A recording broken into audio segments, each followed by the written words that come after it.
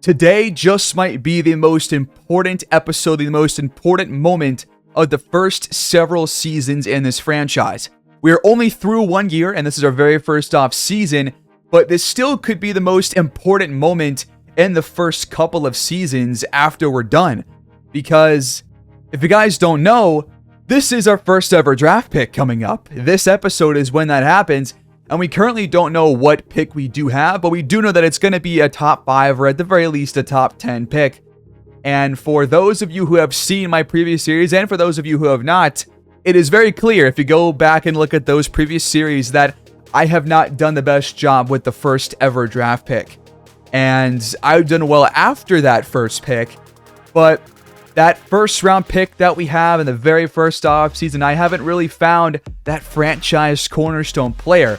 I thought I found them a couple of times, and that wasn't the case. But I'm hoping that today I can finally get us on the right track with this first draft pick and can hopefully get even more of this player's career before we end up ending this series. So today is a huge moment, and making that first ever pick is going to be crucial and vital into how soon this team is good and what kind of players we put around that draft pick. And it's also nice to have that draft pick before free agency, because in free agency, we're probably going to have a lot of changes because we don't really have a lot of guys sticking around on contracts right now. These guys are all cap holds, but they're currently not rostered for next season. Obviously, we have the team options for Jalen Duren, Kyra Lewis, and E.J. Liddell, who actually does have one more year on his contract. But we're going to have to try and bring back guys like Bruce Brown and KCP and think about other guys who are currently on the roster. But there could be a lot of roster turnover today, so we'll see what happens. Welcome back, everybody. It's the NBA 2K24 MyNBA expansion series, the very first off season. Quick side note, if you enjoy this video and want to see more, please like and subscribe. It goes a long way. Let's dive in. The first thing is player retirements. Andre Iguodala, who Max Kellerman apparently wants when the aliens have the death beam pointed right at Earth. Kyle Lowry, Thaddeus Young, Nick Batum, Jeff Green. A lot of really popular role players. In fact, Patrick Mills, we just saw were rostered. Patrick Mills and Gallinari. Well, these two guys have both retired, so Gallinari wasn't going to come back anyways. Neither was Patty Mills, but they both retire. They both sunset, and those are your retirements. For the staff, you got Greg Popovich. Wow, after 1 year with Wemby, he's done. That is an interesting storyline. We're going to try and keep tabs on who they bring in as their new head coach. But Kevin Ollie, former head coach, he's done. And Kyle Lowry is the only player who retired to have his jersey retired. And for league meetings, I don't know what you guys do, but I always reject every rule change. I'm no longer going to institute the college rule of having guys who are 18 years old can come back in from college. I'm not going to do that. I'm going to keep this the exact rules that we have right now. And now the biggest part of the episode, except for the actual pick. We have actually, we are tied for the second best odds. The Magic have the best odds, and then us, the Rockets, and the Spurs all have 13.5%. The Magic have the best, just barely. But we pretty much have the second best odds, and we're going to see what happens here. The Spurs have 2 picks that could be top 5 thanks to a trade with the Hornets. So we're going to go pick by pick and see what happens. Sonics will keep this pick. 15th pick. Stays in New Orleans. Got that from the Lakers trade with Anthony Davis a couple years back.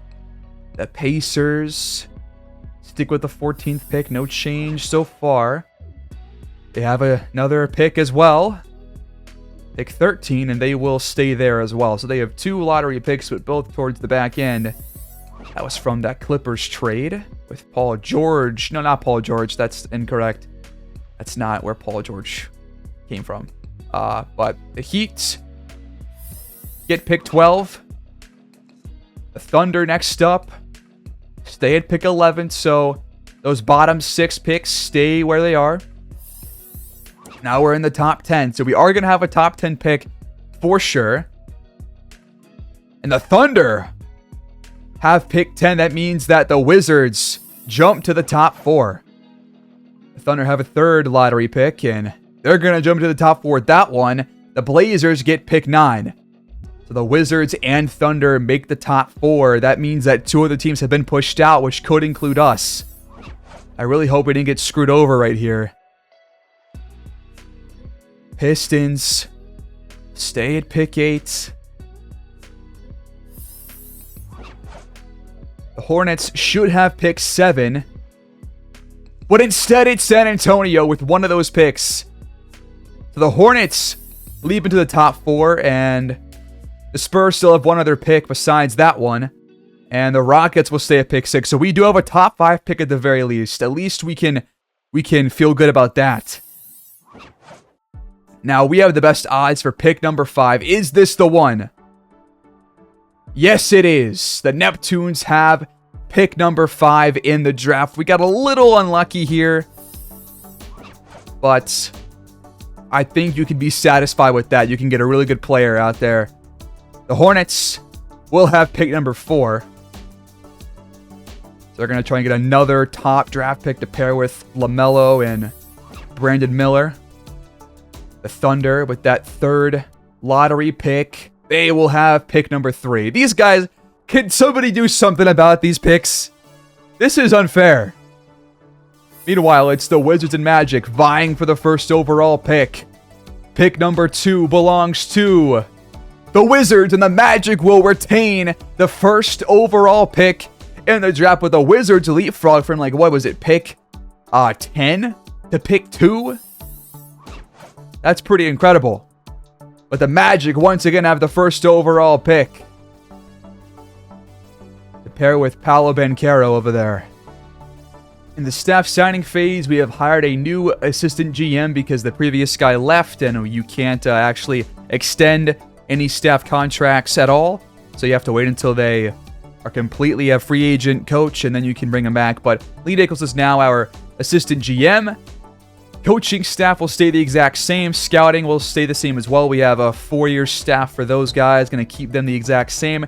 We do hire Abby Shaw as the new stamina trainer, and we hired Becky Kemp as the sports scientist. So trying to fill out more of the sports medicine stuff, and now we have a full staff. So we have that to look forward to. And before we make our pick or even start the draft, I do just want to see one thing, and that is, how much is Duncan Robinson worth? Because based on what I've seen in this draft class, I doubt that I'm going to be drafting a big man, especially with that 5th overall pick. I'm probably going to draft a guard or a forward. And in that case, I think Robinson would be better suited coming off the bench for us. But based on his numbers last year, where he did not play as well as you would hope for a guy making $20 million to exclusively hit threes, he didn't do them as well as you would hope. So I'm just kind of curious how much he's worth, because that frees up cap space for us to spend money to bring back Bruce Brown and KCP and maybe other players as well. So I just want to see what other teams are going to consider offering for him. So it looks like these are mostly young players where they're kind of expecting like a salary dump situation. There is Terrence Mann you could acquire, but I think we are not trying to address point guard with this trade because you don't really know how the draft's going to go those first couple of picks. Another trade for Vezenkov. The Kings kind of want to get rid of him, it seems like, but he's only 28 years old. Maxwell Lewis, Shake Milton, maybe? Not a bad offer. Grant Williams, potentially. I don't think I want to make this move just yet. I want to see what happens in the draft and who is available in the open market. So let's just get it started. The 2024 NBA Draft. Let's find out who the franchise cornerstone is going to be for your Neptunes. The Magic have the 1st overall pick. They are on the clock, and they select Frederick Cousins, who I was very intrigued with. I really thought about making him the pick, But he goes first overall. The Magic get their new big man to pair with Banchero and Franz Wagner and all those guys over there, and alongside Wendell Carter Jr. He was one of my favorites, so he goes there. The Wizards next up, they take Jerome Lynch, the other center, who I thought about taking out of Wake Forest. So, the two best bigs in the draft to go first and seconds. Very interesting. Kind of throws you back to the older days. Lester Sullivan, who I did not think was going to go anywhere around this pick. I thought he would go more towards like pick 9 and pick 10. But he goes at pick 3 to OKC. Now it's the Hornets that pick before us. And they select... No! They took Cody Hill! Oh man, and that was the guy that I really kind of wanted because I thought he was going to be able to drop to us, but man, he goes to Charlotte. And now they've got a pretty strong guard forward like trio. They've got LaMelo, Cody Hill, and Brandon Miller. That's a pretty solid 3 guys because Cody Hill is going to project very, very well. And he was one of the, as Mr. Rob Mahoney says right here, one of the more polished players in the draft. But he goes... God, that was like 3 to 4 players that I really was kind of going to take. But now we go into the player pool, and you got guys like Kent Gary still there, 6'2" point guard. Play him at point, maybe have KCP as the shooting guard, Bruce Brown as the small forward, maybe. Or maybe you just bring in somebody else besides Bruce Brown because there are going to be options for us to go after. We don't have to bring back those 2 guys if there's a better option out there. There's Dirk Kramer, but I wasn't necessarily a fan of Kramer. There's Ross Bell, Frederick Booker, Billy Humphreys, Harvey Sharp is still here. I mean, you pretty much have a lot of guys that you can look at. I'm going to sort by the 2K projection, which is what I was going by initially. So, I mean, one of the top guys that people liked and that I liked too was Dario Jovanovic. 2 badges, shot creating, 3-level threat, 18 years old, so a lot of years of growth coming up, and he's already a 73 overall. Midi magician, rebound chaser, and already a really good offensive player and playmaker. Defense obviously is the biggest outlier and needs a lot of work, but top tier athlete, B+ potential. That's the one hang up I have with Jovanovic. I know that that's pretty high, but I would rather take a guy that has more definitive potential. And right now, Stojic has better potential. It's not as good, so in comparison, I would probably take Jovanovic over Stojic. But we'll see what happens. I still got to look through all these players and decide who I actually like, who's got the high potential, because the potential does matter. It makes a huge difference. Freddie Wall, I'm definitely not taking.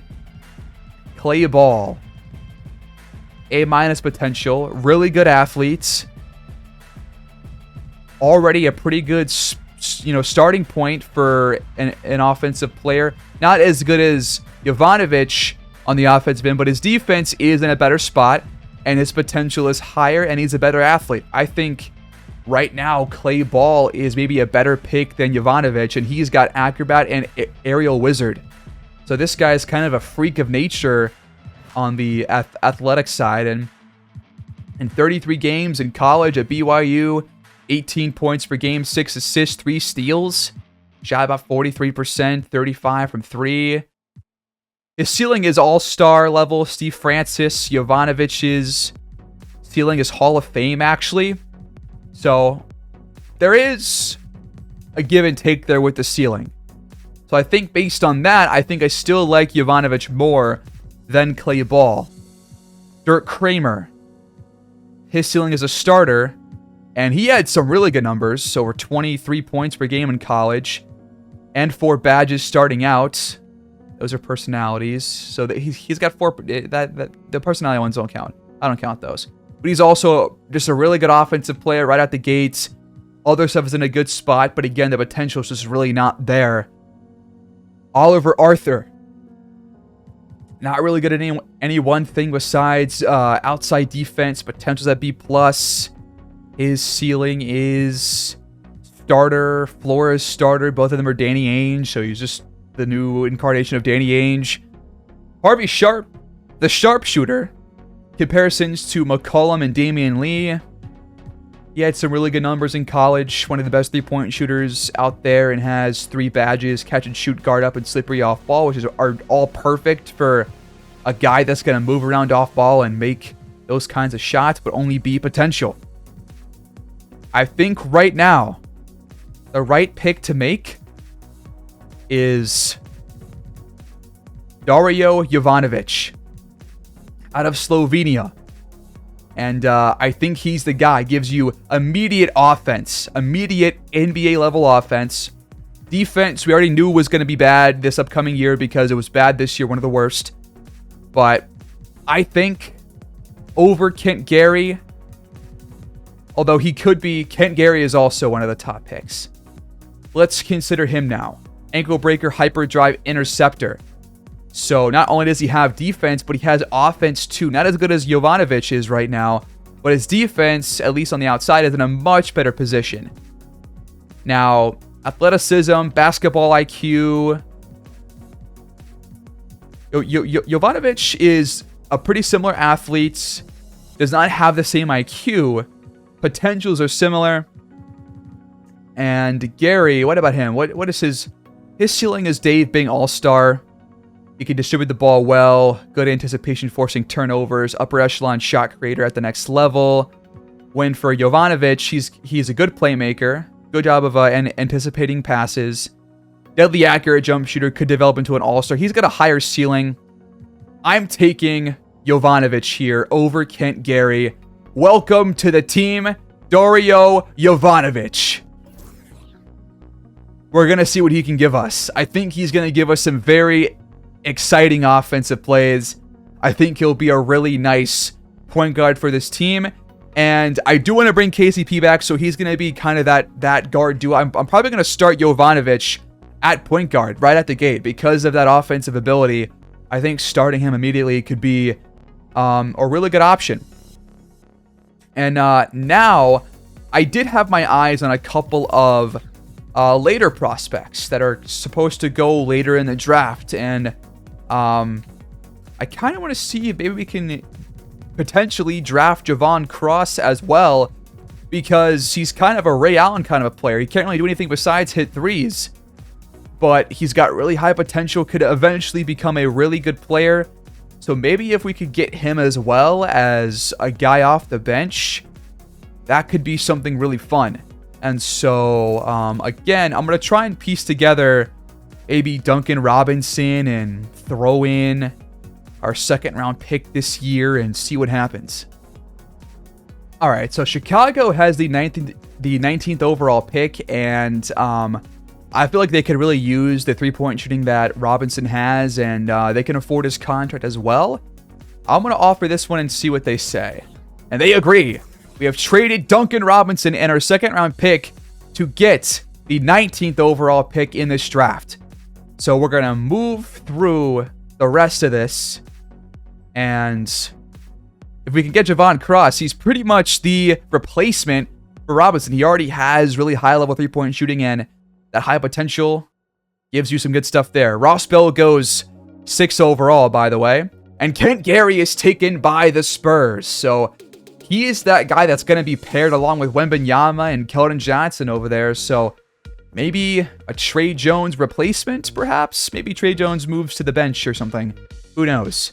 The Pistons take Freddie Wall, the guy that had only B potential, but the highest overall in the entire class. So he's the most NBA-ready player right now, but does not project very well.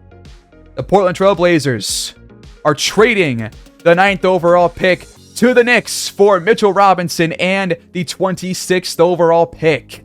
Huge trade up by New York, and they will draft point guard Clay Ball, who we consider with our pick as well. So there he goes.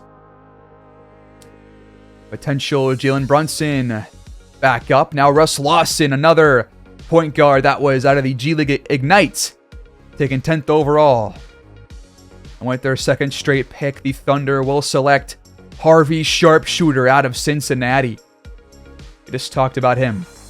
The Heat have picked 12, and they take point guard Mike Atkins, who I was not a fan of out of UCLA. I did not even show him, really, because I wasn't a fan of him. So we'll see about that. The Pacers have 2 picks in a row, and they are going to trade the first one to the Hornets, who are giving up Terry Rozier and their second-round pick next season. The Hornets jump again up into the the lottery, and they select Javon Cross, you pieces of crap! That's 2 6'7" shooting guards that I wanted to take. You absolute fools. Now we got to think about somebody else. That hurts, man, but it's going to happen. So they got a really good three-point shooter, and they also got the other guy, Cody Hill, who was also a fantastic three-point shooter. So the Hornets, big moves in the draft. The Pacers, with their first actual draft selection, they take Stojic out of Lithuania. So those top couple of point guards are all gone now. Ron Ward goes to the Pelicans. They'll play alongside Zion Williamson. Kind of a Valanciunas replacement player there. Wilson Kelly, small forward, heads over to the Sonics with their first ever draft pick out of Ohio State. With their second first round draft pick, the Spurs select Frederick Booker out of Washington State.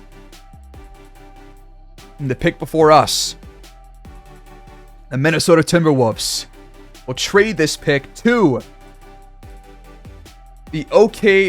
that's the Raptors, who give up Fred VanVleet and a second round pick. And that was the Rockets, actually, not the Raptors. I forget that VanVleet signed with the Rockets instead. The Rockets select Preston Tate, point guard out of VCU. Interesting. He's only 5'11".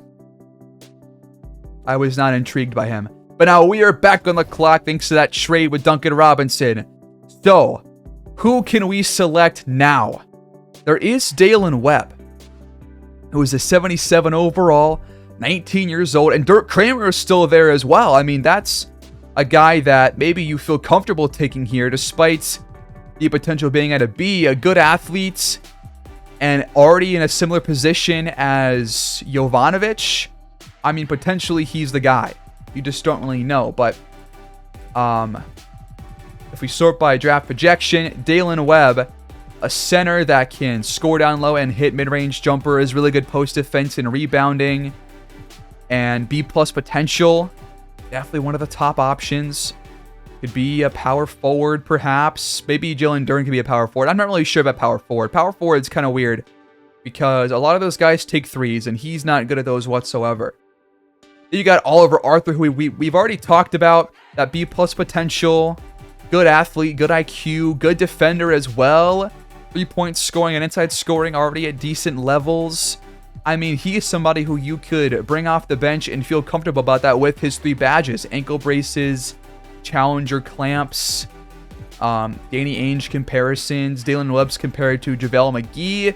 Doesn't really project very high in terms of that. Box out beast and giant slayer. Then you got Irvin Higgins, who's got brick wall, and he's compared to Andre Drummond. So, more of a exclusive rebounding kind of a guy. A- potential out of UVA. Yeah, looking at these guys, Tom Finley is another guy that can play defense and is already at a good starting place on the offensive end as well. Great athletes, high potential, 6'5", can play guard and small forward out of Texas A&M. Definitely one of the top options here. He's got the Acrobat badge compared to Bryant Stith and DiVincenzo, so does not project very well. Sergio Munoz has the All-Star ceiling and is apparently a decent, secondary passer. He has got the Needle Threader badge out of Mexico. Again, good playmaker, good shooter besides for three-pointers. Good athlete, high potential. I mean, this guy is another option that we have, but do you want to draft another point guard when you kind of feel like you might have other options already, like Kyra Lewis, who needs playing time, I think you might want to go a different direction, which could be Dalen Webb. Who knows? You don't really know until you make the pick. There's also Alan Simunic, who has one of the lower overalls, but another international player, 6'6", can play guard and forward, and offense for sure needs work. Defense is in a really good starting place, I think. Good athlete, A- potential this time. And he has Green Machine and Hyperdrive, which will both be immediate impact badges. His ceiling is Eddie Johnson / All-Star. Could develop into an All-Star, impossible to block his shot because of the height. Great lift on the jump shot, but he's got 3 weaknesses. I think I want to go with a more surefire player. And we've already drafted a guard. I am very intrigued by Tom Finley and Oliver Arthur. But I think Dalen Webb, I mean, all these guys have starter ceilings except for Irvin Higgins, who's got the all-star ceiling. All right, I've decided. I'm going to take Dalen Webb with this pick because he is only 19 years old, is already a 77 overall. He's 6'10". He can already have a really great impact off the bench or as a starter if we can fit him in there. And, yeah, good potential. I think this is the guy we take. Box out beast, giant slayer, Dalen Webb. Welcome to the team. Another big man joins the ranks. We'll get through the rest of this first round now, and we're going to see what the other teams take, and then we'll review the actual draft summary afterwards because we don't have a second round pick any longer. So, Mary Nicholson out of Richmond goes to the Hawks with a 20th pick. The Celtics with pick number 21 are going to take Sergio Munoz, who we talked about, out of Mexico. There were a lot of players that I was really just interested in taking, and it was hard to choose with both of those picks, to be honest with you. Stuart Graham out of UCF. It's to the Hawks as well. The Suns, next pick. Stanley Beasley, another point guard out of Oklahoma. The Pelicans select Billy Humphries out of Wagner. The Cavaliers take Oliver Arthur. Portland takes Vince Dunleavy, another guy out of Richmond. U of R coming in. Irving Higgins out of UVA is now drafted by the Celtics. The Nuggets are going to trade pick number 28 overall for John Wall from the Knicks. That is crazy that John Wall is worth even a first-round pick. But they will select another point guard, Ricky Roy, who we talked about a little bit a couple episodes back. One of the top passers in the draft. Wally Augustine out of Baylor is taken by the Grizzlies. With pick 30, the Knicks take Rasheed Patterson. The 2 first-rounders for them. The Sixers take Wallace Temple. And the final pick of the first round by the Pelicans is Roman Kozlov out of Ukraine. Shout out. So now we're going to sim the rest of this draft, and we'll go over the entire draft summary afterwards to really see what these players are all about. We get to the draft summary, and here is what the first round looks like. It seems like that the overalls are already a bit different than I expected, with Cousins being lower and Jovanovic being higher at 75. But let's take a look, a little bit of a dive through these players. First overall was Frederick Cousins. 75 overall center. He's got A- potential and 1 badge. Next pick was Jerome Lynch. He's got 3 badges, 75 overall, and he has B+ potential. Now, the grades are going to be pretty similar from what we scouted them as, so the actual kind of archetype of the player is going to be pretty much the same, but the potential and the badges are going to be a little bit different. Lester Sullivan, B+ potential, and he's got no badges. Then you had Cody Hill, 4th overall pick, no badges for him.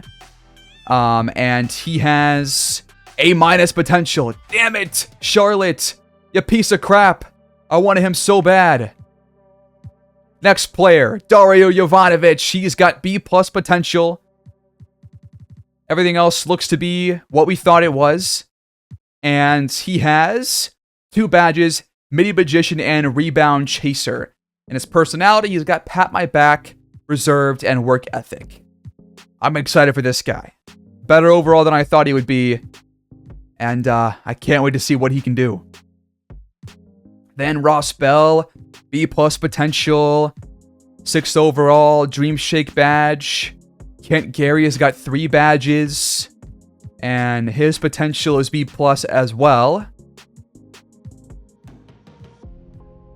The next guy, Freddie Wall, that B potential like we thought. 3 badges for him. Clay Ball, 2 badges, B+ potential. Russ Lawson, B potential. Glad I chose not to take him. Challenger and Needle Threader badges. Harvey Sharp, 3 badges. All of them for shooting. And he's got A- potential. That's a good pick. Mike Atkins, B potential. 2 badges. Javon Cross, no badges for him. And he does have A potential. But the 3-point scoring is nowhere near as good as we thought it was. So, I'm not entirely upset by not getting him. Next player, Sarunas Stojic, 14th overall, A- potential.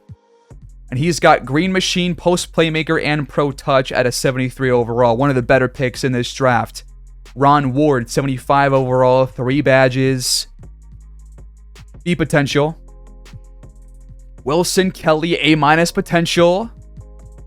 No badges for him at 73 overall.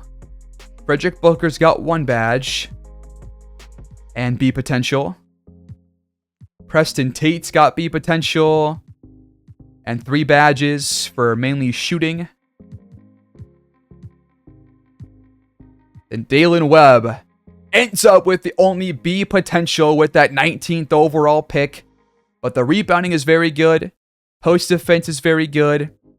He's a very good inside scorer. Mid-range jumping is already pretty decent. And the 3-point scoring is way better than I thought. It was a D+ when scouting, but now it's a C-. So he could play power forward. I'm going to make that his secondary position. And that's where he actually... I'll probably make it his primary one for now. And put him out there maybe as the starting power forward even. He is way lower of an overall than I thought at 74. So might be better suited to come off the bench. But... yeah. B potential, I think I'm still satisfied with the pick. He's got Box Out Beast, Giant Slayer for kind of a mid to late first round pick. I think you kind of feel pretty good about that. That's not a bad pick at all. Marion Nicholson, B- potential, 73 overall. No badges. Sergio Munoz has 1 badge like we thought he did. And he's got A- potential. Okay. Stuart Graham, B+ potential with no badges. Stanley Beasley, no badges. He's got B potential. Billy Humphries, B potential. 3 badges, so good for him. That's a good starting point. Oliver Arthur's got 3 badges and only B potential. Vince Dunleavy, B potential and no badges. Getting towards the end of this first round. Irving Higgins, Brick Wall, 1 badge, B potential. Ricky Roy, B potential with 2 badges, Dimer and Needle Threader. Wally Augustine, no badges and B potential. Rasheed Patterson, B potential. No badges for him. Last 2 picks of the first round. Wallace Temple, Deadeye badge, B potential. And finally, Roman Kozlov, B+ potential. And 1 badge as well. That's the first round. I think we had, Jovanovic seems to be one of the better picks in that first round. There was nobody that had A+ potential, which is very interesting for this draft, but sometimes you just won't have that. That's just how it works. We had a lot of guys that are going to project into probably the top 15 players in the league in the next couple of seasons. So we got a sharp shooting shot creator and Dario Jovanovic. And we also acquired a inside the arc threat center. So I feel good about those 2 picks. In the second round, a couple of top players here. Maybe we'll go through and see who has the highest potential of the second round, just to see who's what. B potential, B potential, B plus for Keon Bryant. He was drafted by the... I wish I could see without having to exit. But he was drafted by the Trailblazers.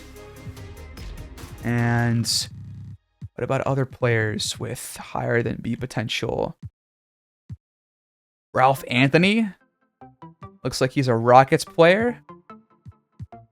But sometime, well, actually, I think almost all the time, these teams don't even sign these players. So I'm not gonna be weird and sign the guys that I know have the good potential that they drafted and should have signed. That's on them for not signing these guys, like Tom Finley, who gets taken here in the second round, and I considered him back in the first. But not a whole lot of high potential guys here in the second round. Only 2, I think, that had B plus so far. Now getting towards the end, Alan Samunic did have B plus potential, so we could have felt good about taking him. And there's Lonnie Carney here. Oh, Jacob Phillips. Whoa, A minus potential. 70 overall point guard. Jack of all trades, master of none.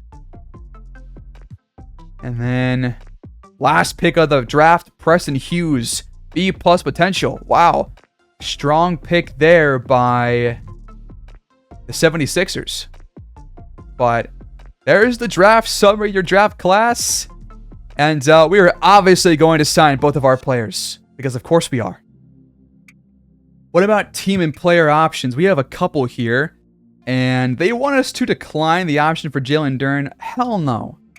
I'm also picking up the one for Bruce Brown, because I do want him to come back. KCP picks up his player option. I forgot that he had that. He picks it up. I'm going to decline the one for Joe Ingles and for Sam Hauser and kind of look in a different direction there. But we're going to bring back Duren, Brown, and KCP. Those guys were the 3 most important players on the team last year.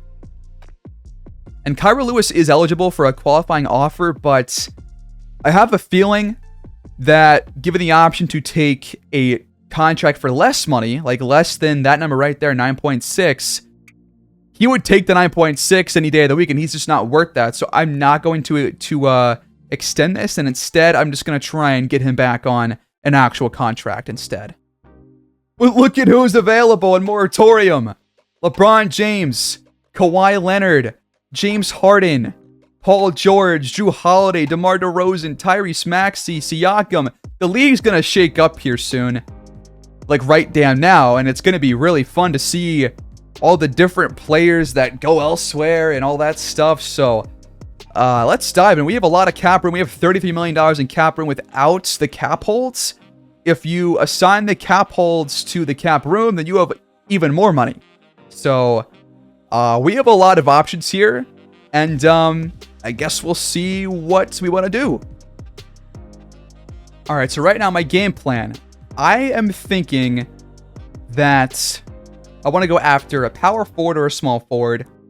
Now, depending on who we bring in, that will probably bump Bruce Brown or KCP to the 6-man role, because I really do want to start Jovanovic and just make him the starting point guard, because he's going to be the future for starting point guard anyways, and I think that Bruce Brown is maybe better suited to be that secondary passer and could really benefit from that. So I kind of want to go after a small forward or a power forward, and whoever we go after there is probably going to be a starter. So that's what I'm looking for here under, the forward position is one of those guys. So not going to go after LeBron. I think signing one guy to take up all of our cap room that we have is not going to be worth it.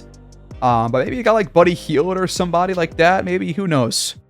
Still trying to figure it out. I think I am actually pretty intrigued by Buddy Hield. I've always been a fan of him and his 3-point shooting. So he's 31 years old, 6'4", so we're going to have kind of a smaller lineup a little bit. But I definitely want to, at the very least, offer him. I'll do a 2-year contract. I'll do this one, and does he have any other offers? No, that was the only one that he's been offered so far. So I made that offer, and I will say about power forward too, because we could end up signing 2 starters, maybe Caleb Martin, but then we'd be really small, and not sure that would be worth it. Maybe Pascal Siakam could be a guy that we bring in. Not Miles Bridges, not Jared Vanderbilt, Patrick Williams, maybe Sadiq Bey could be intriguing. I think DeRozan's kind of out of our price range, but Siakam, I mean, if you get Siakam, you could be a playoff team in another year or two, potentially. That could be an option. You could go for a center that can play at power forward, like Claxton, maybe. But again, I kind of prefer somebody who can shoot threes at power forward, and he's not one of those guys that can do that. All right, I'm not going to offer the max amount that he wants. I'm going to offer a pretty lower contract than what he is kind of wanting. But I'm kind of down to try this. A 3-year deal with Siakam, maybe. Offer this one. Because right now, the other offers he has are like really cheap deals for the Grizzlies and the Hawks. Like, so let's advance. We've made a couple of offers. Kind of just want to see how they feel about the offers first, and what the cap holds are. Hield and Siakam both agree. And I am going to renounce the rights to Ingles and Hauser and Roby and Kyra Lewis. But I will still try and bring Lewis back if we can. But I gotta wait until we're outside of moratorium for that. But Hield and Siakam both agree. And I feel comfortable doing that. Siakam is 30 years old. Hield's 31. But you get 2 players that can give you a really fun team with the guys that we just brought in. So it's a lot of money being shelled out there, but I mean, it's for 2 starter level players. Then that allows you to put KCP or Bruce Brown as the 6th man, which is a really good spot to be in, I think. So we're going to continue to move through moratorium here and just secure these 2 guys on the squad. And Buddy Hield and Pascal Siakam have agreed and signed with the Neptunes. We now have $10 million in cap room left to round out our roster. So LeBron and Kawhi and James Harden have all re-signed with their teams, but Paul George heads over to San Antonio, and DeMar DeRozan is heading back to Toronto. After living in Chicago for a little while, he's back in LeBronto. Tyrese Maxey re-signs with the Sixers. There's the deal with Pascal Siakam. Nick Claxton returns to Brooklyn. Valanciunas leaves for Detroit. Caleb Martin heads for the Heat, or really just returns to the Heat. Buddy Hield obviously joins us. Jared Vanderbilt over to San Antonio. Olynyk to the Magic, and more.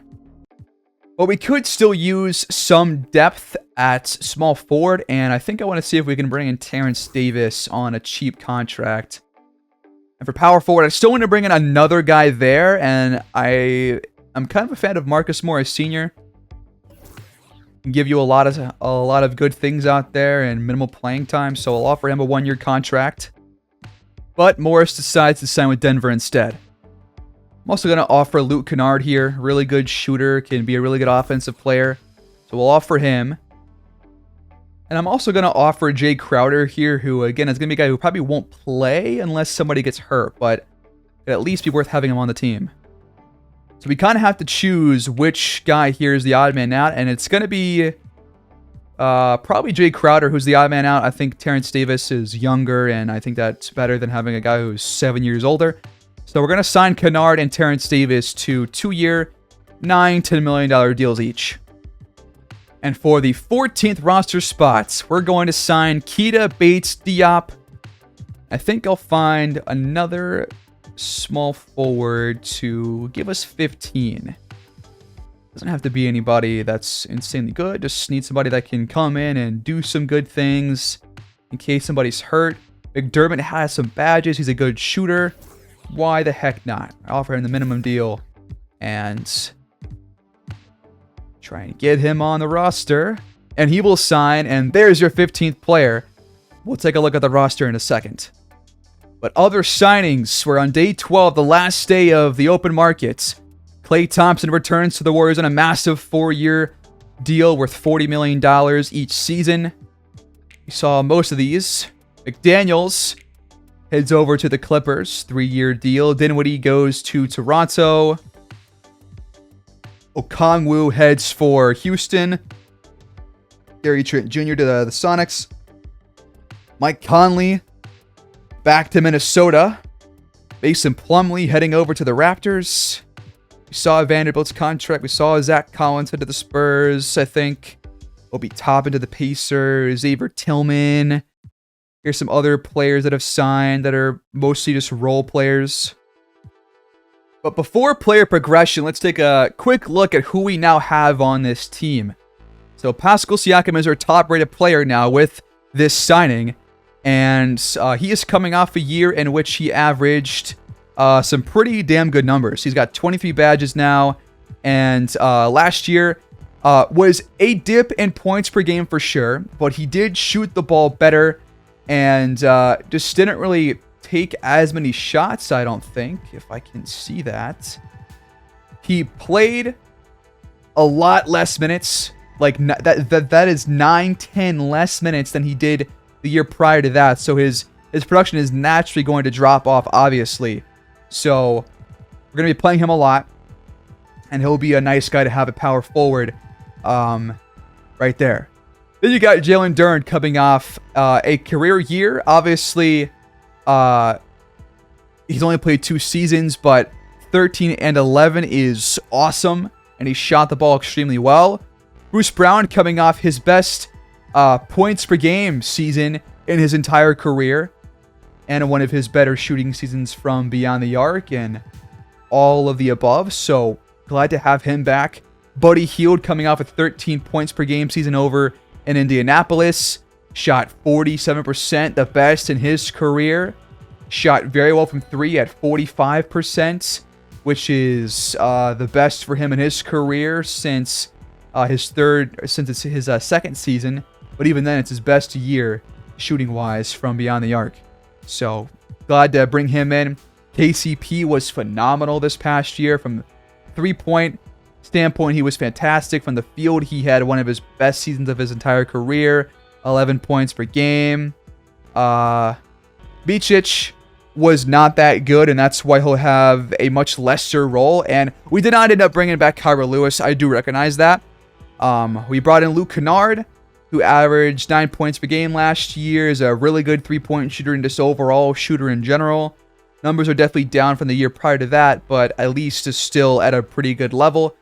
Terrence Davis won't get a whole lot of playing time, but 9 points per game last year, 41% around where Kennard was.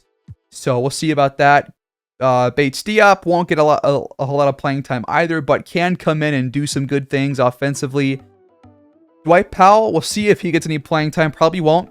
Then you got Dalen Webb and Jovanovic, Ricky Rubio, Doug McDermott, and Ida Liddell, who's going to get plenty of playing time this season. But now it's time for player progression. What do we get out of this? Who gets better, who doesn't? Jalen Duren gets better on inside scoring and defense and IQ. Bruce Brown just gets better in IQ. Jalen Duren, by the way, still has plenty of years of growth left. Buddy Hield loses some slight ratings, not a whole lot. Same for KCP. I think he's still going to be a pretty similar player to what he was last year. Micic, Kennard, Davis, Bates Diop, all the same. Dwight Powell loses some stuff. Webb and Jovanovic won't improve because it's their first seasons. But Rubio does get worse. McDermott does get worse. And Liddell goes up by 1.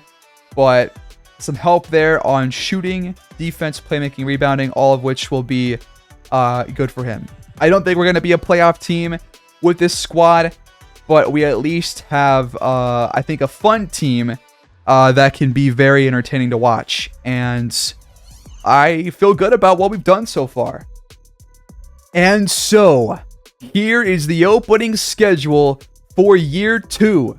We open the season at home against the reigning champion Milwaukee Bucks. This happens very often to us for some reason in these series. And here's the rotation, at least right now, to start the second season here in the franchise. We are going to start Dario Jovanovic. Bruce Brown will play at shooting guard. Buddy Hield will be at small forward. Pascal Siakam will get the most minutes out of all of us at power forward. Jalen Duren returns as the starting center. KCP as the 31-minute sixth man. He's going to get a lot of playing time at that position. Dalen Well will get 20 minutes off the bench to start. Luke Kennard, 18 minutes off the bench. E.J. Liddell at 15. And Vasily Micic at just 10. So, Dwight Powell, Bates Diop, Rubio, Terrence Davis, and McDermott will not be playing to start the year. I feel pretty solid about what we've got going here and who we can expect to play well. I think we'll have a really good time watching this team unfold and coalesce and all that. And I'm very hyped to see Jovanovic starts. That is my number one thing that I want to see in this first year, is how Jovanovic can do and how much, Pascal Siakam can change the dynamic of this team on the big man, paint defense, scoring side of things. I think having Siakam and Duren side by side is a pretty cool dynamic there and could really give you a couple of good things. So that's the game plan there. We got a bench depth of 10. Gonna keep the playbook as it is. All the settings same as they were. And I feel comfortable going forward with this. And I'm very excited to see where this team can go, how much the record's going to improve, what the rookies look like, and what the other rookies that we're going to face this year look like too, because going forward from here, we're going to get a lot more in-depth in the season. It will take longer to get through each year, longer than the first year at the very least. And I can't wait. And you know what? Lewis actually still is available. He has not been signed to a team yet. He's a 73 overall if you don't count this. I think it's a morale decrease that's causing some of the stats to go down. But he's a true 73 overall without that -3 that's being applied right now. His potential has gone down to a B-, but I think he's probably a better option than Micic, because Micic is like 30, 31 years old now, and he's not going to be a part of this team in the future. Lewis could be as like a backup, and so I am going to negotiate the contract.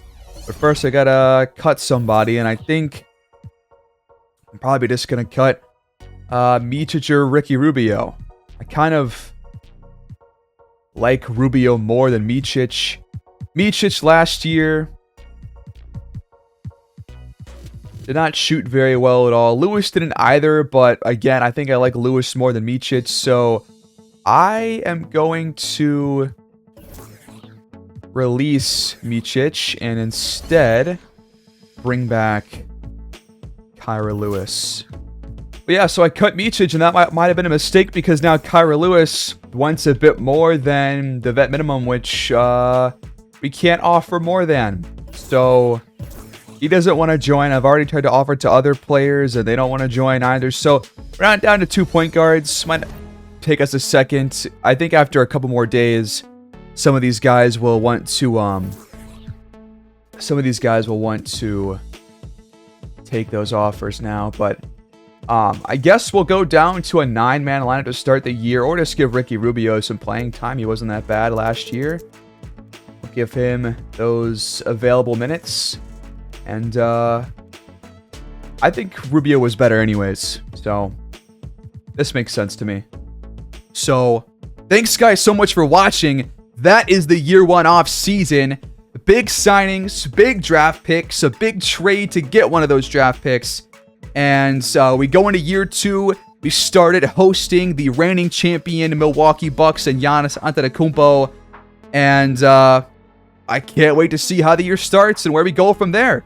So I'll see you guys next time out in the home and season opener. I hope you guys enjoyed. Please like, subscribe, comment down below like always, and I'll catch you guys in the year 2 opener next time around. Thanks for watching, and I'll catch you guys in the next one. Peace out.